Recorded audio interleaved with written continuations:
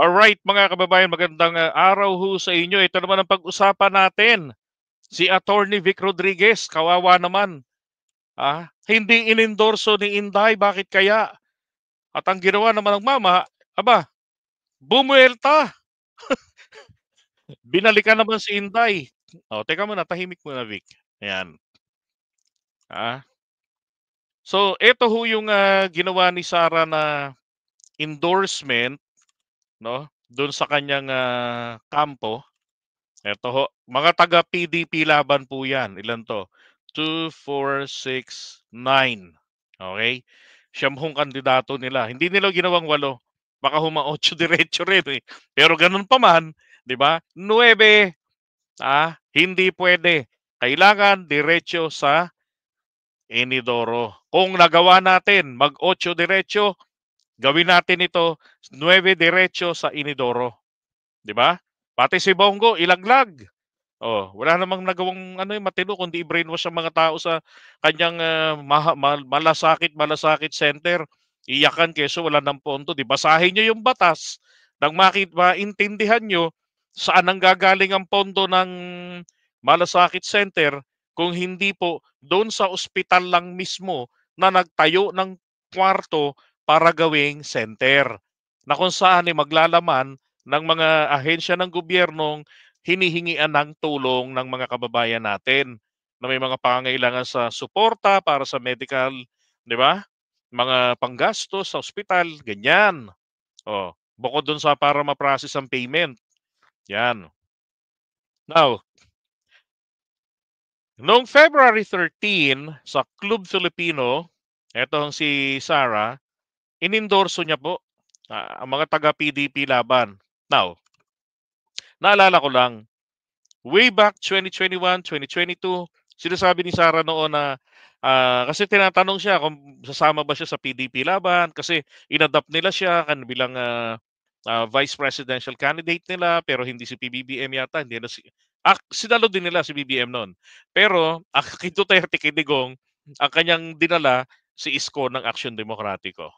Eh magkakasister yung tatlong partido, dalawa na yan eh. Aksyon at saka si PDP laban.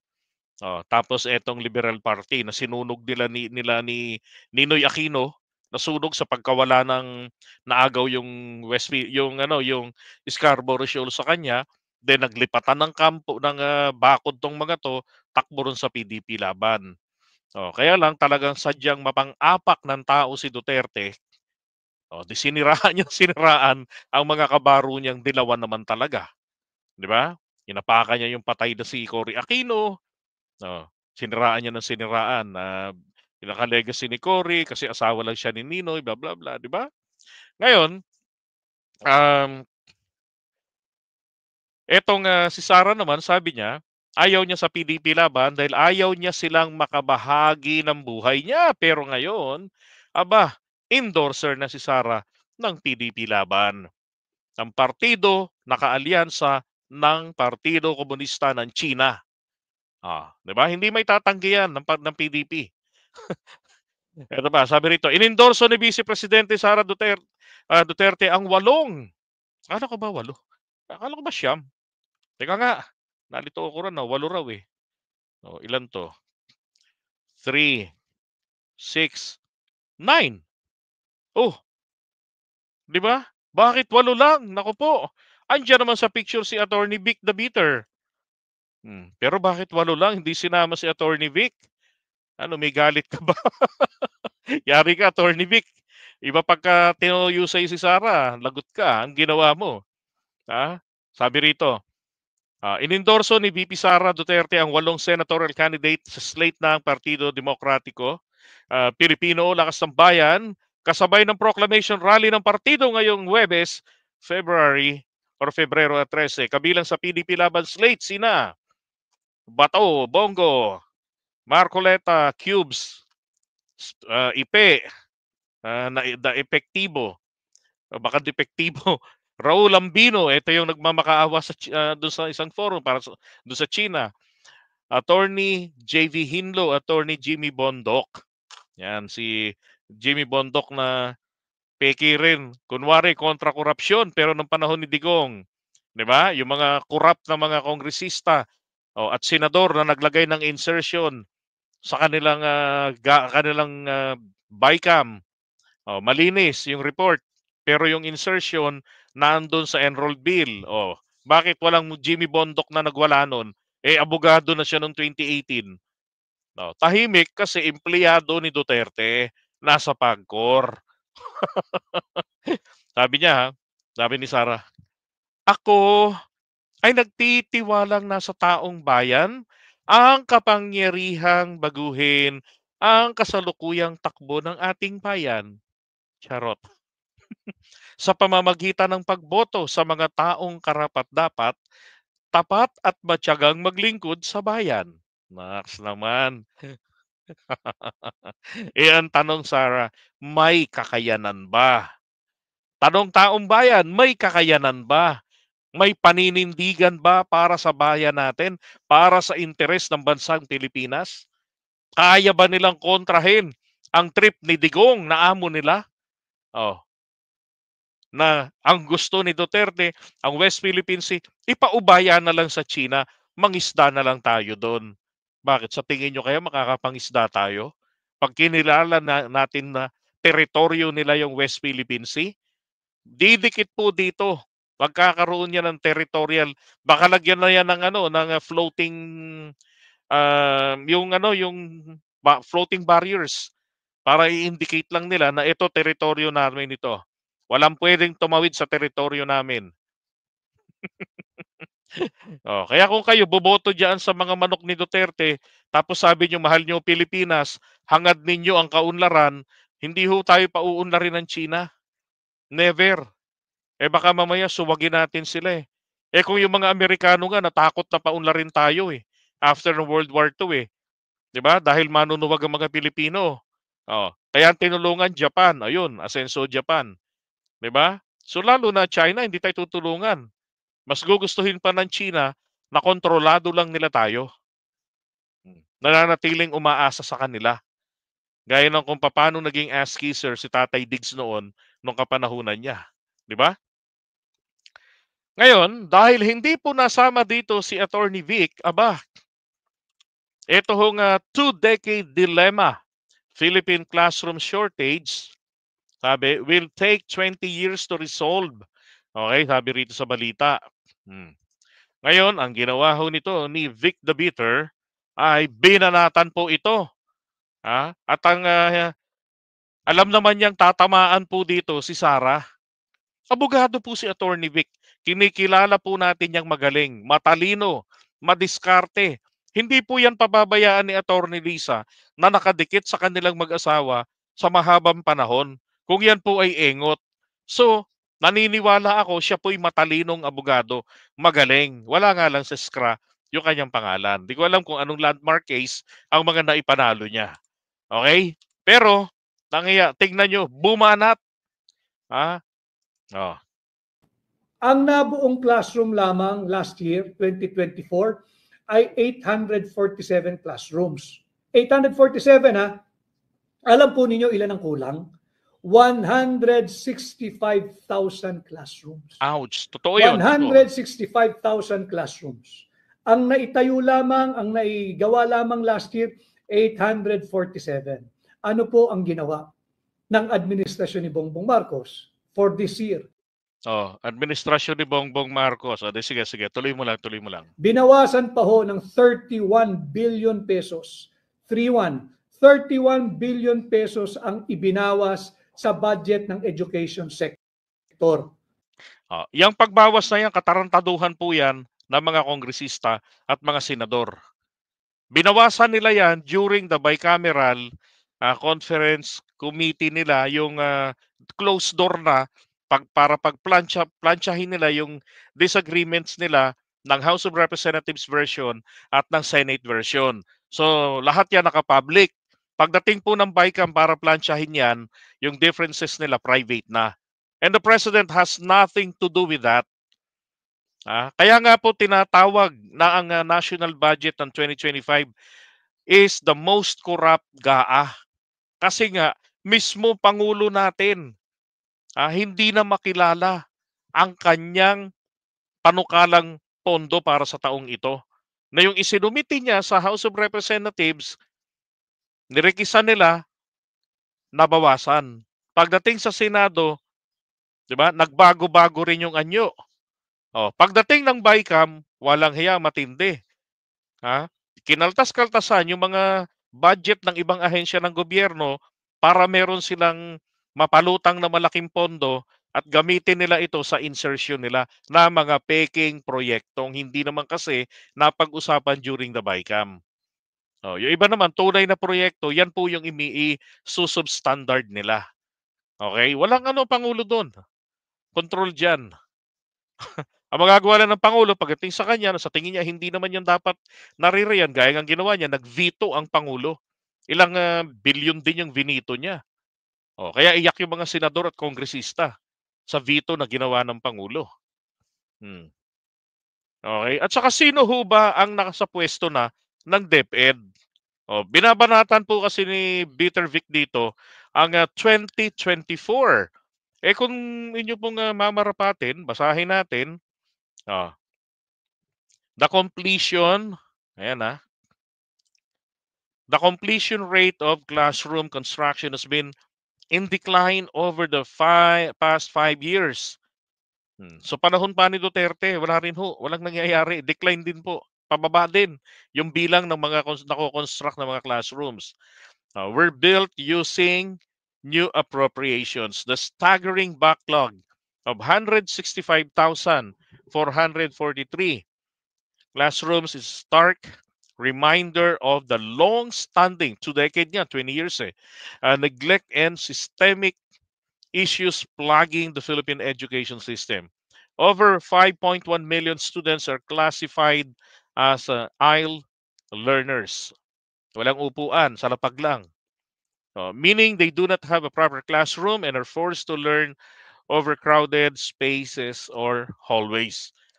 Ito yung sinasabi ni Vic, only 847 classrooms or 12% ng kailangan lang ang nung inaasahan na makukompleto by the end of 2024. Sabi niya, this slow pace is compounded by the underutilization of funds. So ibig sabihin, may sapat na pondo pero hindi po ginagalaw ng DepEd noon. Hindi ginagamit. Yan. Sino ba nakapwesto na ron ng 2022 hanggang 2024, mga bandang June? 'Di ba? July nag-resign si Sara Nag-take effect yung resignation niya, July 19 nata 'yon. 'Di ba? Trabaho po ni Sara Duterte yan Maliwanag yan kay Attorney Vic. Sabi ko nga sa inyo, abogado yan, magaling yan mag-scrutiny. Hindi yan magsasalita nang wala man lamang nabasa para maging basihan. Ako naniniwala ako tong ginawa niya, ano to, dala to ng bitterness. Alam niya matatamaan dito si Sara. But what he was doing kasi, he was portraying himself to be an anti-corruption char. Ganun ang pinapakita niya. This is also part of his campaign. 'Di ba? Kailangan niyang makumbinsi mga Pilipino na anti-graft and corruption siya. 'Di ba? Pero tahimik nung may nangyari ring ganito na kung ilang bilyon yung nahuli noon na insertion dahil na binusisi nila 2019 yata yung 2020 na budget. Binusisi ni 2019 budget. Binusisi nito ni Lacson at saka ni Tito Soto. At na-inform si Duterte na merong ganito katindi kalaki na insertion na walang iba kung hindi po ang House Speaker at the time is si Gloria Arroyo. 'Di ba? Hindi ko sinasabing si Gloria Migawa, sabi ko lang House Speaker siya noon. Anong grupo ng mga kongresista 'yon, 'di ba? Mga Duterte supporters 'yon. Pati mga senador. Kaya going back, sabi rito, dahil nga raw po sa underutilization ng budget. Now sabi, it has been the basic education facilities funded which peaked at the 118 billion in 2017. Wow. Has been drastically reduced to 28 billion pesos by 2025 due to underutilization. O nga naman kasi bigay ka ng bigay ng pondo. Ang problema, hindi naman ginagamit. Oh, di i-identify meron ba talagang paggagamitan, 'di ba? Meron bang mapagpapatayuan ng mga classrooms? Identified na ba kung saan? 'Di ba kailangan ano 'yan, i-revisit 'yan. No, para masiguro talaga na tama yung gagawin, 'di ba? Sabi, while DepEd estimates that 105 billion is needed annually to address the problem, 'di ba? Grabe. Yan ho ang nagagawa ng pagka-bitter ni Attorney Vic Rodriguez. No, di ang tinatamaan diyan dito si Sara, 'di ba? Si Sara ang tinatamaan dito sa problema na yan. 20 years ng problema na yan. Kakapusan sa mga classrooms. Hmm.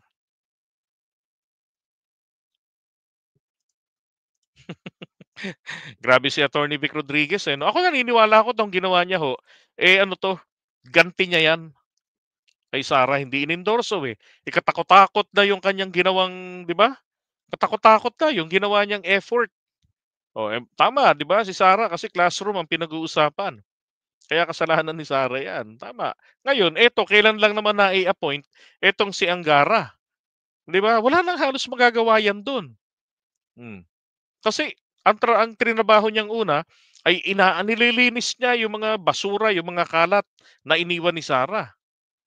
Diyan sa DepEd. 'Di ba? Hindi naman magic isang ganun lang. May agad, may classrooms na kaagad o mga building diyan sa eskwelahan, 'di ba? Hmm. Right. Ilocano musician nagkakagatan na ang mga buwaya. Hmm.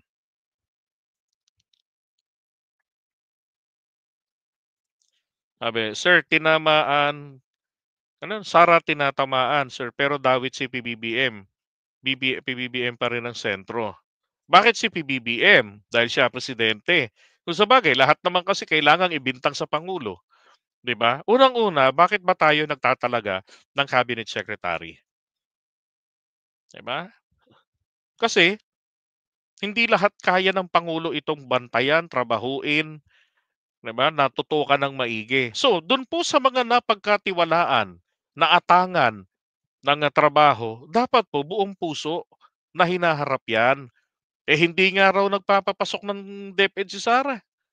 Madalang daw doon eh. Oh. Kaya sabi ko, kung hindi kaya ang trabaho sa DepEd, dapat nilisan na ng maaga pa. 'Di ba? Sinabi na ayoko mag-handle ng ibang trabaho. Hindi ko kaya, ito na lang trip ko, VP. Pagdadasal ko na lang kayong lahat. Di mukhang okay pa yung ganun. 'Di ba? O katulad niyan. 'Di ba? Di PBBM, pwede siyang sisihin, pero kung titignan ninyo, ano ang naging papel niya doon? Dahil ba hindi niya binoljak si Sara? Eh, indirect supervision na lang naman ang magagawa ng Pangulo ron eh. Hindi naman yan babantayan niya talaga na siya nakatutok lahat-lahat, hindi. So, anong ibig kong sabihin dito? Honesty, katapatan ng isang, di ba, pinagkatiwalaan sa trabaho ang pinakamalaking factor dito para mas masiguro na maisasagawa ang mga proyekto para sa taong bayan. Yun ang pinakaimportante diyan. Eh, ang tanong, may malasakit ba? Tingin ko naman ho, wala. Nagagawa nga nila na mag-appoint ng artista, nagagawa nila na magpatakbo sa Senado ng artista o kaya julalay. Oh, anong guarantee na may mahihita tayo doon, di ba? O ngayon, meron na naman uling artista. Etong si Ipe, magiging epektibo raw.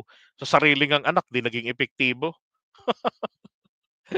'Di ba? Tapos ang kanyang handling pagdating sa o response niya pagdating sa mga kritiko, mamatay na kayong lahat, pati pamilya nyo. Tama ba 'yun?